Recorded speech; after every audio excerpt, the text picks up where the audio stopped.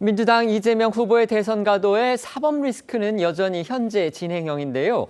그중에서도 당장의 현실적 위협으로 여겨졌던 선거법 위반 사건, 2심에서의 무죄 반전으로 불이 꺼진 줄 알았는데 어제 중요한 변수가 등장했습니다. 대법원이 이 사건을 전원 합의체에 전격 회부하고 곧바로 1차 심리를 가진 데 이어서 내일도 심리를 여는 겁니다. 이 같은 대법원의 속도전은 무척 이례적이라는 데 이론이 없어서 그 배경 그리고 의미를 두고서 정치권까지 들썩이고 있습니다. 특히 민주당 안팎에서는 벌써부터 전합 회부 등을 결단한 조희대 대법원장을 정면 겨냥하고 나서는 등 민감하게 반응하고 있어서 파장이 주목됩니다. 네, 어제 저희도 잠깐 소개해드렸듯이 대법원은 이재명 후보의 선거법 위반 사건을 어제 오전에 전원 합의체 회부를 한 뒤에 오후 2시부터 바로 첫 기일을 열고 이 심리에 본격적으로 착수를 했습니다. 그리고 대법원은요, 오늘 오전 공지를 통해서 내일 추가로 이 사건의 속행 길, 그러니까 이 대법관 심리를 열기로 했다라고 밝혔는데, 그러니까 두 번째 회의가 되는 거죠. 이 절차 등에 대해서 논의한 첫 심리에서 깊이 있는 논의를 하기에는 이 물리적 여건이 되지 않아서 이 신속히 후속 기일을 잡은 것으로 보입니다. 내일은 이 절차 외의 쟁점에 관한 이 대법관들의 의견 교환이 이루어지는 이 사실상의 본안 심리가 열릴 것으로 전망이 되는데요. 이 같은 이 전원 합의체 진행 속도는 이례적으로 빠른 것이라는 평가가 나오고 있습니다. 보통 이 4명의 재판관으로 이뤄진 소부에서 재판관들이 합의에 이르지 못하는 경우 이 전원 합의체라는 것에 회부됐다라는 점을 이제 고려를 해 본다면은 이 법조계 안팎에서는 조희대 대법원장이 직권으로 이 후보 사건을 전원 합의체에 회부를 하고 또 당일에 이 첫 합의 기일을 연 데 이어서 이틀 만에 다시 속행기일을 잡아 심리에 나선 이 모든 상황들이 다 이례적이라는 겁니다. 특히 조희대 대법원장이 직권으로 이 소부의 재판도 시작하기 전에 이 전원 합의체에 회부한 것 자체가 상당히 드물다 보니 이런 이례적인 신속 심리 움직임에는 이 선거법 사건의 재판기간 준수 633 이거를 강조해온 이 조희대 대법원장의 의지가 반영됐을 거다라는 관측도 적진 않습니다.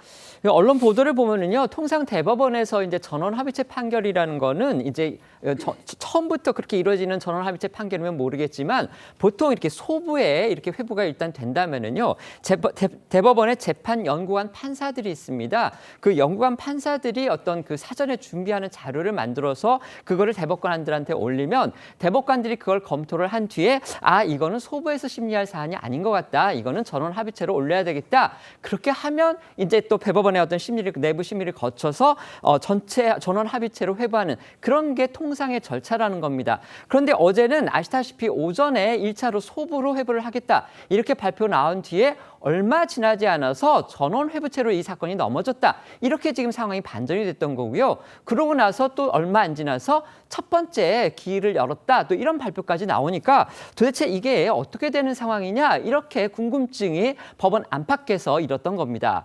공직선거법은요. 항소심 판결, 그러니까 2심 판결 3개월 안에 대법원 최종심 선고를 하도록 그렇게 규정하고 있습니다. 원칙대로라면 이재명 후보의 사건 같은 경우는요, 그 대법 선고가 6월 26일까지 내려져야 합니다. 조희대 대법원장의 직권으로 사건이 전원 합의체 회부가 되면서 첫 번째 관심의 초점, 6월 3일로 예정된 대선 투표일 전에 과연 선고가 나오느냐 아니냐 여기에 지금 모아지고 있습니다. 네, 대법원이 전원합의체 회부와 동시에 속도전에 나선 건 이 후보 사건이 국민적 관심도가 높은 주요 사건이자 사회 파급 효과 등을 고려해서 대선 투표일 전에 신속한 결론을 내려는 의도라는 게 이 법조계 안팎의 해석입니다. 일각에서는 이 후보의 2020년 당시 공직선거법 위반 사건 3심도 대법 전원합의체로 넘어간 지 한 달 만에 결론이 나왔다는 점에서 이번 사건 선고도 대선 투표 전에 나올 가능성을 배제할 수 없다는 관측이 나옵니다.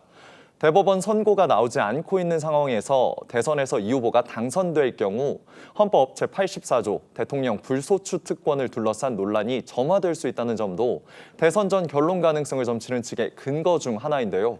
물론 대선 전 선고를 단정하기는 힘들다는 반론도 있습니다. 대법관 4명이 소부에서 논의할 때보다 전원합의체에서는 더 많은 대법관이 심리하는 만큼 오히려 절차가 지연될 수도 있다는 점에 주목하는 겁니다. 2020년 이재명 후보 2심에서 이제 유죄 판결을 받았는데 3심 대법원에서 무죄 판결로 뒤집어진 그런 경우가 있었죠. 그런데 그때 당시에는요, 소부에서 일단 심의를 하다가 이게 판례를 바꾼다든지 이런 중요한 사유가 발생을 해서 소부에서 전원 합의체로 심리가 바뀌었고요. 그래서 전원 합의체에서 4대 4로 의견이 같이 나왔는데 당시에 권순일 대법관이 일종의 캐스팅 보트를 행사를 해서 무죄로 결론을 내린 그런 일이 있었습니다. 그때의 상황과 비교해 보면 지금 많이 다른 거죠. 당시에는 소부의 심리가 전대된 다음에 합의가 이루어지지 않아서 전원 합의체로 갔던 건데 지금은 소부 심리를 거의 하지도 않은 상태에서 그냥 곧바로 전원 합의체로 이렇게 넘어가 버린 겁니다.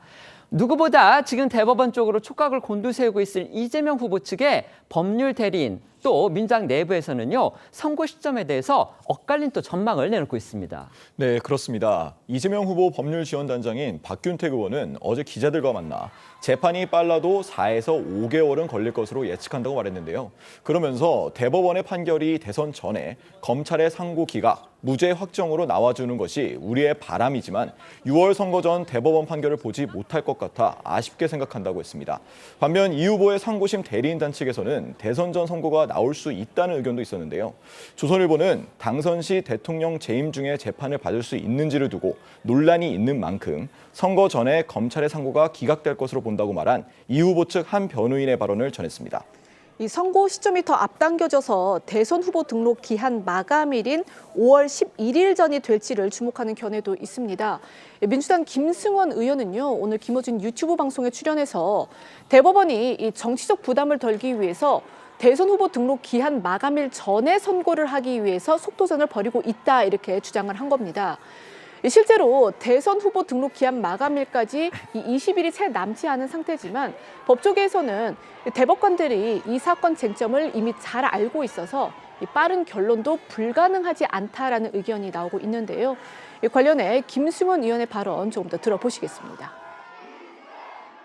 5월 11일이 대선 후보 등록일이거든요. 마감일인데 그 안에 대법원의 판단을 내겠다라는 의중이 있어 보이고 법원이 5년 동안 재판을 하니 많이 그런 부담을 갖고 있는 것보다는 그 안에 털겠다라는 의중이 있을 수도 있고 아니면 반대로는 후보 등록을 예컨대 이제 불안정하게 흔들어 버리는 그 이제 그 파기되는 경우죠. 유죄 취지로 파기되는 경우에는 후보 등록에 영향을 미칠 의도가 있지 않는가 그런 생각까지도 하게 됩니다.